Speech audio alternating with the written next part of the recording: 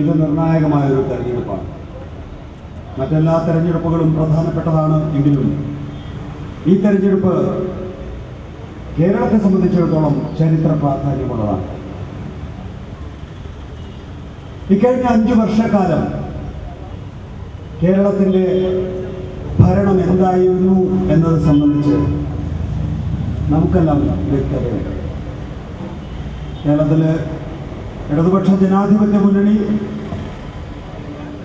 ലോകങ്ങളുടെ ഏറ്റവും ജീർണിച്ച ഗവൺമെൻറ് എന്ന വിലയിരുത്തൽ ഒരു ഘട്ടത്തിൽ ഈ ഗവൺമെൻറ്റിനെ കുറിച്ച് നടത്തിയിട്ടുണ്ട്. കേരളത്തിലെ ജുഡീഷ്യറി, മാധ്യമങ്ങൾ എല്ലാം തന്നെ തങ്ങളുടെ മുന്നിൽ വരുന്ന തെളിവുകൾ വെച്ച് ഈ ഗവൺമെൻറ്റിനെ കീഴ്മുറിച്ചിട്ടുണ്ട്. കേരളത്തിലെ കോൺഗ്രസ് പാർട്ടിയും ഈ ഗവൺമെൻറ്റിനെ ഓരോ കാലഘട്ടത്തും വിലയിരുത്തുകയുണ്ടായി. കോൺഗ്രസിൻ്റെ കേരളത്തിലെ അവസാന വാക്ക് VM സുധീരൻ ഈ ഗവൺമെൻറ്റിനെ കുറിച്ച് പറഞ്ഞത് ഈ സർക്കാർ നടത്തുന്നത് കൊള്ളയാണ് എന്നാണ്.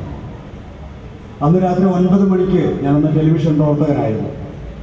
VD സതീശൻ എന്ന KPCC വൈസ് പ്രസിഡന്റിനെ ചർച്ചയ്ക്ക് വിളിച്ച് ഞാൻ ചോദിച്ചു, ശ്രീ VD സതീശൻ, താങ്കളുടെ പാർട്ടി അധ്യക്ഷൻ VM സുധീരൻ പറയുന്നത് ഈ ഗവൺമെൻറ് നടത്തുന്നത് കൊള്ളയാണ് എന്നാണല്ലോ. VD സതീശൻ്റെ മറുപടി, നികേഷ്, ഇത് കൊള്ളയല്ല, ഇത് തീവട്ടിക്കൊള്ളയാണ്. പ്രിയപ്പെട്ട സുഹൃത്തുക്കളെ, കോൺഗ്രസ്സുകാർക്കറിയാം ഏത് തരത്തിലുള്ള ഭരണമാണ് ഇവിടെ നടക്കുന്നത്. ഒരു 5 വർഷം അധികാരം കിട്ടുമ്പോൾ തൊട്ടടുത്ത 5 വർഷം അധികാരം കിട്ടില്ല എന്ന് മാത്രമല്ല, ഇടതുപക്ഷ ജനാധിപത്യ മുന്നണി ഐതിഹാസിക വിജയത്തിലേക്ക് പോകും എന്നുള്ളതുകൊണ്ട് ആദ്യം മുതൽ അവസാനം വരെ ഈ രാജ്യത്ത് നടക്കുന്നത് കൊടിയ അഴിമതിയും ദുർഭരണവുമാണ് എന്ന് നമുക്ക് മനസ്സിലാവുകയാണ്. അവസാന കാലഘട്ടത്തിൽ ഒരു കടുംവെട്ടുണ്ട്. ആ കടുംവെട്ടാണ് സഹിക്കാൻ വയ്യാത്തത്. ആ കടുംവെട്ടാണ് അവസാനത്തെ ക്യാബിനറ്റിൽ നാം കാണുകയും ചെയ്തിട്ടുള്ളത്. 800-ലധികം തീരുമാനങ്ങൾ, അതിൽ 300-ലധികം തീരുമാനങ്ങൾ ഭൂമിദാനവുമായി. സന്തോഷ് മാധവനെ പോലൊരു കള്ള സന്യാസിക്ക് നമ്മുടെ കണ്ണായ 750 ഏക്കർ പുഞ്ചപ്പാടം പതിച്ചു നൽകുകയും അത് വകമാറ്റാനുള്ള അവകാശവും നൽകുമ്പോൾ എന്താണ് ഈ ഗവൺമെന്റ് അധികാരത്തിന്റെ ഇടനാഴി ഇത്രയധികം ജീർണിച്ചൊരു കാലഘട്ടം ഉണ്ടായിട്ടുണ്ടോ? ചിലപ്പോൾ UDFന്റെ ഒരു നേതാവിന് അല്ലെങ്കിൽ ഒന്നിലധികം നേതാക്കൾക്ക് സന്തോഷ് മാധവനുമായിട്ടുള്ള സകലവിധ പങ്കാളിത്തത്തിന്റെയും പേരിൽ അങ്ങനെ ഭൂമി അനുവദിച്ചു കളയാമെന്നൊക്കെ തോന്നലുണ്ടായേക്കാം. പക്ഷെ അതൊരു ഗവൺമെന്റ് തീരുമാനമായി വരിക എന്ന് പറയുമ്പോൾ അന്തിച്ചു പോകുന്നില്ലേ നമ്മളൊക്കെ തന്നെ? മെത്രാൻകായൽ, ഉമ്മൻചാണ്ടിയുടെ പുതുപ്പള്ളിയുടെ നേരെ താഴെയാണ് മെത്രാൻകായൽ. 3 ജില്ലകളുടെ ശ്വാസകോശമായിട്ടാണ് മെത്രാൻകായൽ അറിയപ്പെടുന്നത്. ആ മെത്രാൻകായൽ നികത്തുന്നതിന് വേണ്ടി ഉമ്മൻചാണ്ടി സർക്കാർ അനുവദിച്ചു എന്ന വാർത്ത വന്നതിന് ശേഷം ഏതാണ്ട് 48 മണിക്കൂർ ഞാൻ അതിന്റെ പിന്നിലായിരുന്നു. ഞാൻ ശ്രമിച്ചത് ആരാണ് ഈ മെത്രാൻകായലിന് അനുമതി നൽകാൻ സർക്കാരിൽ സമ്മർദ്ദം ചെലുത്തിയത് എന്നല്ല, ആരാണ് ഈ മെത്രാൻകായലിന് പിന്നിൽ ഇപ്പോൾ നിൽക്കുന്നത് എന്നാണ്. അപ്പോൾ ഏത് റൂട്ടിലാണ് പോയതെന്ന് പിടിക്കാൻ എളുപ്പമാവും. കണ്ടുപിടിക്കാൻ കഴിയില്ല. ഗവൺമെന്റ് മെത്രാൻകായൽ നികത്താൻ അനുമതി നൽകി, എന്നാൽ മെത്രാൻകായലിന് പിന്നിൽ ആരാണ് എന്ന് കണ്ടുപിടിക്കാൻ കഴിയാത്തൊരവസ്ഥ. ജീർണത, നിന്റെ പേരോ ഉമ്മൻചാണ്ടി. അതാണ് ഇക്കഴിഞ്ഞ 5 വർഷം ഓരോ ദിവസവും മാധ്യമപ്രവർത്തകർക്ക്, നമ്മൾ പത്രം വായിക്കുന്നവർക്ക്, അല്ലെങ്കിൽ ഈ സമൂഹത്തിന്റെ വ്യത്യസ്ത മേഖലകളിൽ നിന്ന് ഈ ഗവൺമെന്റിനെയും പൊതുസമൂഹത്തെയും കാണുന്നവർക്ക് തോന്നുന്നത്. പിന്നെയും ഇരിക്കണോ ആ ചില്ലുകൂട്ടിൽ?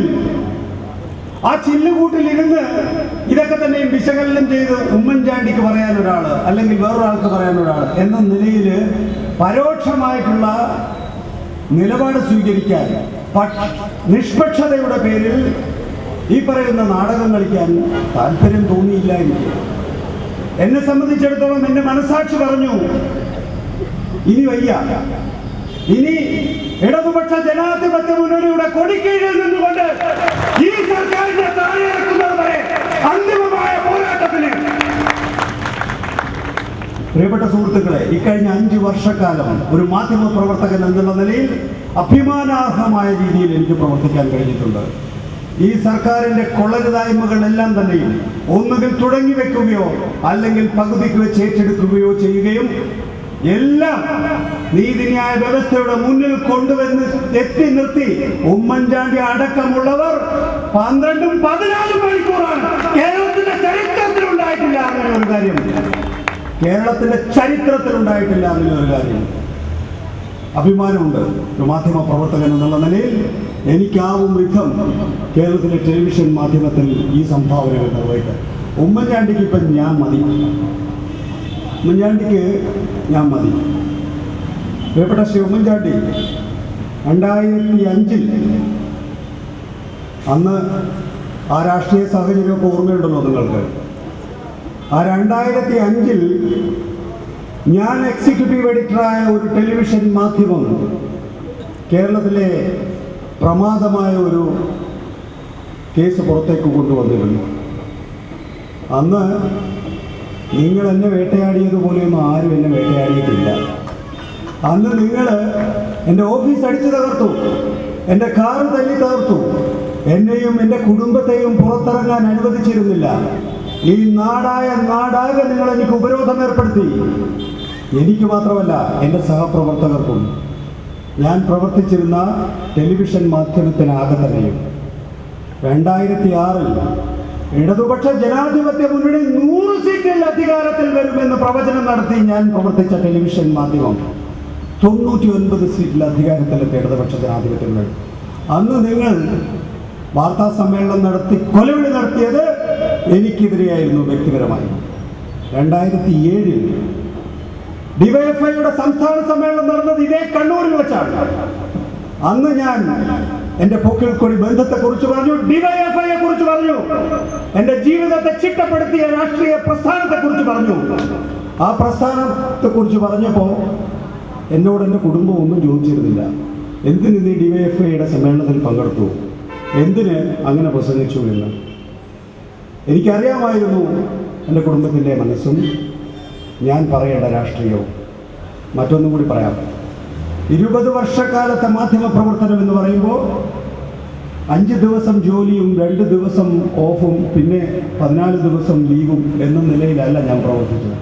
ഈ 20 വർഷവും എല്ലാ ദിവസവും പണിയെടുക്കുന്ന ഒരാളാണ് ഞാൻ. അതുകൊണ്ട് തന്നെ രാഷ്ട്രീയത്തിലെ ഓരോ പൾസും എനിക്ക് വളരെ വ്യക്തമായി അറിയാം. ഏതാണ് ജനപക്ഷം, ഏതാണ് ശത്രുപക്ഷം എന്ന ബോധ്യമുണ്ടാക്കാൻ ഈ 20 വർഷം ധാരാളമായിരുന്നു ഉമ്മൻചാണ്ടി. അതുകൊണ്ട് നിങ്ങളെന്നെ പഠിപ്പിക്കേണ്ട ഏത് രാഷ്ട്രീയത്തിലാണ് ഞാൻ ചേരേണ്ടത് എന്ന്. ഇടതുപക്ഷത്തുമായുള്ള പൊക്കിൾക്കൊടി ബന്ധം ഞാൻ 2007 പറഞ്ഞതാണ് ഇതേ ഡിവൈഎഫ്ഐ സമ്മേളനത്തിൽ വെച്ച്. എനിക്ക് ഇടതുപക്ഷവുമായി ചേരുമ്പോൾ ഒരുപാട് വിഷയങ്ങൾ ഉണ്ടാവും. പക്ഷേ ഈ നാട്ടിലെ ജനങ്ങളുടെ പ്രശ്നം, ഈ രാജ്യത്തെ ജനകോടികളെ ബന്ധിപ്പിക്കുന്ന വിഷയം, അതാണ് എന്നെ സംബന്ധിച്ചിടത്തോളം ഒന്നാമത്തെ വിഷയം. ആ ഒന്നാമത്തെ വിഷയമാണ് എന്നെ സംബന്ധിച്ചിടത്തോളം എൻ്റെ അവസാന തുള്ളി രക്തം ചീന്തുന്നത് വരെ ഞാൻ കണക്കാക്കുക എൻ്റെ വ്യക്തിപരമായ വിഷയമല്ല. എൻ്റെ ഈ രാജ്യത്തിൻ്റെ പ്രശ്നം, ഈ നാടിൻ്റെ ആകെയുള്ള പ്രശ്നം. ആ പ്രശ്നത്തിൽ ഞാൻ ഇടപെടേണ്ട സമയമുണ്ടെങ്കിൽ ഞാൻ ഇടപെട്ടിരിക്കും. അത് എന്നെ, എൻ്റെ സമൂഹത്തെ, എൻ്റെ നാടിനെ, എൻ്റെ രാജ്യത്തെ അതെല്ലാം ഉൾക്കൊള്ളുന്നതാണ് എൻ്റെ പ്രശ്നം. അതിനകത്ത് ഒരു കലർപ്പും ഞാൻ എൻ്റെ ജീവിതത്തിൽ ചെയ്യില്ല. ഈ രാജ്യത്തിന് വേണ്ടി, എൻ്റെ സഹോദരന്മാർക്ക് വേണ്ടി, എൻ്റെ നാടിന് വേണ്ടി അവസാന തുള്ളി രക്തം ചെയ്യുന്നത് വരെ ഞാൻ ഉണ്ടാകും. ഇടതുപക്ഷത്തിന്റെ കൊടിക്കീഴിൽ അണിനിരക്കുക എന്നുള്ളതാണ് ഇന്ന് ഇന്ത്യയിലെ പൗരന്റെ ഏറ്റവും ആത്യന്തികമായ കടമ. ഇടതുപക്ഷത്തോടൊപ്പം ചേരുക. ഇടതുപക്ഷത്തോടൊപ്പം ചേർന്നില്ല എങ്കിൽ ഉമ്മൻചാണ്ടിമാർ ഈ നാട്ടിൽ വീഴും, നരേന്ദ്രമോദിമാർ ഈ നാട്ടിൽ ഉയരും. അത് ഉയരാതിരിക്കാൻ ഞാൻ എൻ്റെ പരമാവധി ശ്രമിക്കും. അതുകൊണ്ടാണ് ഞാൻ ഇടതുപക്ഷ ജനാധിപത്യ മുന്നണിയുടെ സ്ഥാനാർത്ഥിയായി അഴീക്കോട് നിയോജക മണ്ഡലത്തിൽ ഇപ്പോൾ നിങ്ങളോടൊപ്പം നിൽക്കുന്നത്. പ്രിയപ്പെട്ട സുഹൃത്തുക്കളെ, ഇത് നമ്മുടെ ആകെ പ്രശ്നമാണ്. നമുക്കറിയാം, ലോകത്തെ സംസ്കാരങ്ങൾ തകർന്നു വീണുകൊണ്ടിരിക്കുകയാണ്. മുമ്പൊക്കെ നമ്മൾ ചരിത്ര പുസ്തകങ്ങളിലായിരുന്നു സംസ്കാരങ്ങൾ തകർന്നു വീഴുന്നത് വായിച്ചിരുന്നത് എങ്കിൽ ഇന്ന് ദിനപത്രങ്ങളിലാണ് അത് കാണുന്നത്. ദൈനംദിനം ഓരോ രാജ്യങ്ങൾ, വലിയ സമ്പദ്ഘടന ഉണ്ടായിരുന്ന രാജ്യങ്ങൾ, ആ രാജ്യങ്ങളെല്ലാം തന്നെയും ഒറ്റ ദിവസം കൊണ്ട് ദരിദ്ര രാഷ്ട്രങ്ങളാകുന്നു. നമ്മുടെ കണ്ണിൽ നിന്നും കണ്ണുനീർ വീഴ്ത്തിക്കുന്ന വിധത്തിലുള്ള ചിത്രങ്ങൾ, ദൃശ്യങ്ങൾ നമ്മുടെ മുന്നിൽ വരികയാണ്. ഇതെല്ലാം തന്നെ അധിനിവേശ ശക്തികൾ, സ്വേച്ഛാധിപത്യ ശക്തികൾ, ഫാഷിസ്റ്റ് ശക്തികൾ, ഈ ശക്തികളുടെ ആക്രമണം കൊണ്ടാണ്.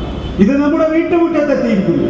ഇത് നമ്മളെ കീഴടക്കട്ടെ, ഇത് എന്നെ തേടി വരട്ടെ വ്യക്തിപരമായി എന്ന് വിചാരിച്ച് മടങ്ങിയിരുന്നാൽ, നമ്മൾ മിണ്ടാതിരുന്നാൽ നമ്മളെ സംബന്ധിച്ചിടത്തോളം ഏറ്റവും വലിയ മണ്ടന്മാർ നമ്മളായിരിക്കുന്നു. അതിനെതിരെ പാർലമെന്റിനകത്തും ആത്മാർത്ഥമായി പടപെടുന്നത് ഇടതുപക്ഷമാണ്.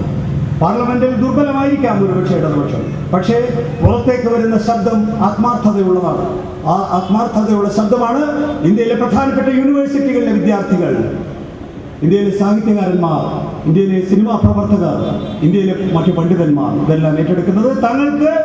തങ്ങളുടെ രാജ്യം സമർപ്പിച്ച ഏറ്റവും വലിയ പുരസ്കാരങ്ങൾ തിരികെ നൽകി, എനിക്ക് വലുത് രാജ്യമാണ്, ആ രാജ്യത്തെ സംരക്ഷിക്കുന്നതിന് വേണ്ടി, ഈ രാജ്യത്തിന്റെ ജനാധിപത്യം സംരക്ഷിക്കുന്നതിന് വേണ്ടി ഇതെല്ലാം ഞാൻ തിരിച്ച് നൽകുകയാണ് എന്ന് പറയുമ്പോഴുള്ള ആ ഒരു ത്യാഗ മനോഭാവം ഉണ്ടല്ലോ, ആ ത്യാഗ മനോഭാവമാണ് എന്നെപ്പോലുള്ളവരുടെ ഉത്തേജനം. അത് ഇടതുപക്ഷത്തിന്റെ വലിയ വളർച്ചയ്ക്ക് കാരണമാകും. തെരഞ്ഞെടുപ്പായി ഈ തെരഞ്ഞെടുപ്പ് മാറട്ടെ. 2016 നിയമസഭാ തെരഞ്ഞെടുപ്പ് നമുക്കറിയാം, ദില്ലിയിൽ, പിന്നീട് ബീഹാറിൽ ഒക്കെ തന്നെയും വലിയ തോതിലുള്ള തരംഗമാണ് BJPക്കെതിരെ ഉണ്ടായിരിക്കുന്നത്.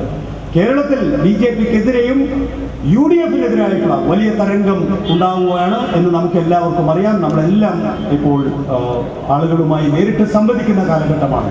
ആ തരംഗം, ആ ഐതിഹാസിക വിജയത്തിന് വേണ്ടി നാം കാത്തു നിൽക്കുകയാണ്. ഇടതുപക്ഷ ജനാധിപത്യ മുന്നണിയുടെ കേരളത്തിലെ ഐതിഹാസിക വിജയം ദേശീയ തലത്തിൽ വലിയ തോതിലുള്ള ഇടതുപക്ഷത്തിന്റെ മുന്നേറ്റത്തിന് കാരണമാകും. ആ കാലഘട്ടത്തിലൂടെയാണ് നമ്മൾ പോകുന്നത്. ചരിത്രപരമായ ഒരു മുന്നേറ്റത്തിന് വേണ്ടിയുള്ള സജീവ പ്രവർത്തനത്തിലേക്ക് ഇടതുപക്ഷ ജനാധിപത്യ മുന്നണി പ്രവർത്തകരും DYFI പ്രവർത്തകരും മുഴുവൻ സമയവും വിനിയോഗിക്കും എന്ന് എനിക്ക് ഉറപ്പുണ്ട്. പ്രിയപ്പെട്ട സുഹൃത്തുക്കളെ, അഴീക്കോട് നിയോജക മണ്ഡലത്തിൽ അരിവാൾ ചുറ്റിക നക്ഷത്ര മലയാളത്തിൽ വോട്ട് രേഖപ്പെടുത്തി വിജയിപ്പിക്കണമെന്ന് ഒരിക്കൽ കൂടി അഭ്യർത്ഥിച്ചുകൊണ്ടിരിക്കുന്നത്. അടുത്തതായി പ്രശസ്ത സിനിമാ താരം ഇർഷാദ് സംസാരിക്കും. അതിനുവേണ്ടി ക്ഷണിക്കുക.